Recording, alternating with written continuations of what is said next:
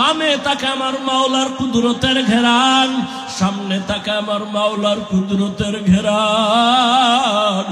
ওই বান্দা যেদিকেই তাকায় সেদিকেই আমার মাওলার ঘেরান। ফাইনামা তুওয়াল্লু ফাসাম্মা ওয়াজহুল্লাহ ওয়া হুয়া মাআকুম আইনামা কুনতুম। ওই বান্দার অবস্থা আমার মাওলাকে পাওয়ার জন্য পাগল। কখন আমার মালিকের সাথে মোলাকাত হয়ে যাবে, কখন আমার মালিকের পাবে, ওই বান্দা তখন আমার মাওলার তালাশে ঘুরে আর গুনগুন গুনগুন করতে থাকে, আর আমার মাওলারে খুঁজে হেদায়ার মালিক। দুনিয়ার টাকা পাইলাম, বাড়ি পাইলাম, ক্ষমতা পাইলাম, ছেলে মেয়ে সব পাইলাম, কিন্তু তোমারে এখনো পাই নাই। ও আল্লাহ, তোমারে না নিয়ে আমি কবরের বিছানায় যেতে চাই না, তোমারে ছাড়া আমি আজরাইলের হাতে ধরা দিতে চাই না। ও আল্লাহ, তোমারে নিয়ে গেলে আমার কবর হবে জান্নাত, আর তোমারে ছাড়া যদি আমি একা আজরাইলের হাতে ধরা পড়িয়া যাই, ওই অন্ধকার কবর হবে আমার জন্য জাহান্নামের আগুনের গর্ত। সের মাটির চাপ সহ্য করতে পারবো না, আমি আমার মাওলারে ছাড়া জান্নাতে দিয়ে যাব না।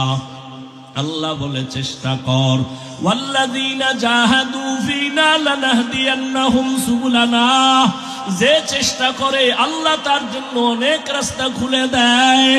আরে বান্দা, তুমি দৌড়াইতে থাকো, তোমার কাজ হলো চেষ্টা করা। আস-সা'য়ু মিন্নি ওয়াল ইতমামু মিনাল্লাহ। বান্দার কাজ হলো চেষ্টা করো। তুমি ডাকতে থাকো, ডাকা বন্ধ করিও না। এর একটা বাচ্চা যখন দেখবা মা মা মা বলিয়া ডাক দেয়, বাচ্চার দিকে কিন্তু মায়ের খেয়াল আছে, মা অন্য রুমে কাজ করে, কিন্তু বাচ্চার দিকে নজর আছে, ফাঁকে ফাঁকে তাকায়। হঠাৎ কইরা বাচ্চার মায়া বাড়তেছে, আম্মু কইয়া ডাক দিছে, আম্মা জান ডাক শুনিয়াও জবাব দেয় না। দেখে আবার ডাকছে মা, মা জবাব দেয় না। যত ডাকে মা জবাব না দিয়া কেন দেয় না, দুশ্মনী? কয় না না, বাচ্চা যতবার মা মা বলে ডাকবে মায়ের অন্তরে মজা লাগে। মা চায় আরো ডাক, আমি আরো মজা নেই, আরো ডাক, আমি আরো মজা নেই। যখন বাচ্চা একটু ডাইকা ডুইকা না পায় তখন কান্না শুরু করে, মায়ের অন্তরে মায়া আরো বাড়তে থাকে। বাচ্চা কান্না করে আর আম্মু কয়া ডাকে।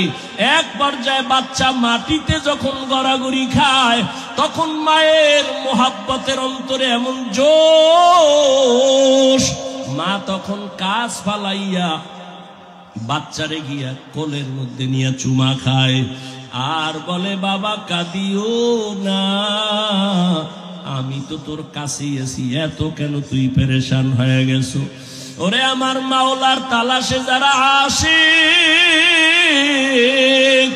ওরা টাকার দিয়ে তাকায় না, বাড়ির দিয়ে তাকায় না, ওরা যেদিকেই তাকায় আমার মাওলারে ডাকে। ডাকতে থাকে আমার আল্লাহ জবাব দেওয়ার জন্য প্রস্তুত হয়ে যায়। আল্লাহ মোহাব্বত বাড়ায়, বান্দা ডাকতে থাকো, ডাকা বন্ধ করিও না। এক সময় ডাকতে ডাকতে ডাকতে যত ডাকবা তত আল্লাহর মায়া বেড়ে যাবে। আমার মাওলার নাম ডাকো, আমার মাওলার মায়া তোমার উপরে চলে আসবে। এক সময় যখন তুমি ডাকতে ডাকতে পাগলের মতো হয়ে যাবা, এমন এক পর্যায়ে চলে আসবে দেখবা নাকে আমার মাওলার কুদরতের ঘেরান আসতে থাকবে।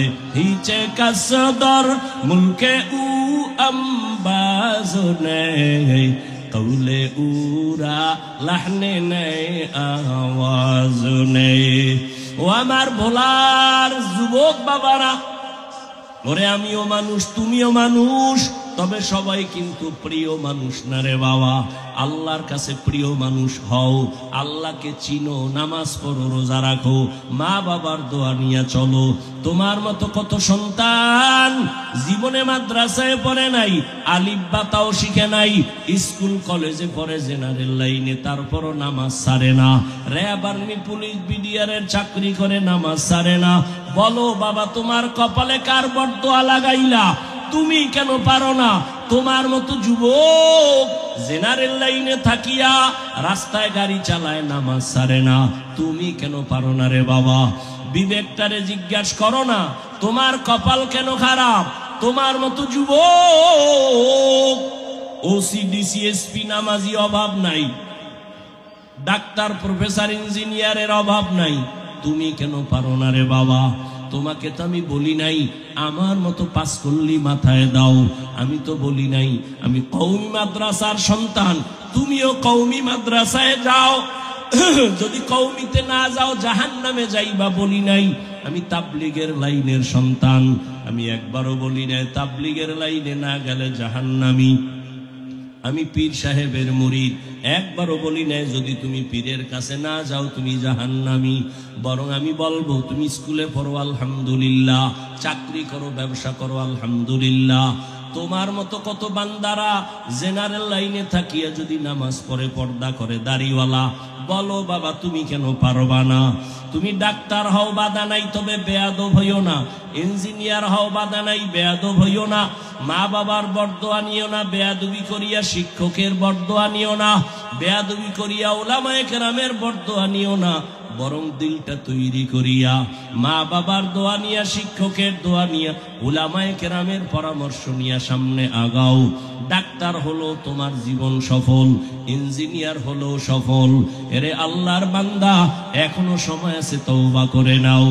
ও পর্দার আড়ালের মা বোনেরা, আপনাদের সন্তানদের যত কথা শুনাই না কেন, আপনারা যদি দোয়া না করেন, চেষ্টা না করেন, সম্ভব হবে না। কারণ গাছ ভালো হলে সন্তান, ফল ভালো, সন্তান ভালো, মায়ের কারণেই ভালো হবে। এরে আম্মা জান, এই কারণেই যত দুনিয়াতে ভালো ভালো সন্তান আসছে মায়ের অবদানের কারণে। এ কারণেই তো আপনাদের অনেক সম্মান। নবীদের মায়ের মতো আপনারা দামি, সাহাবায়ে কেরামদের মায়ের মতো দামি।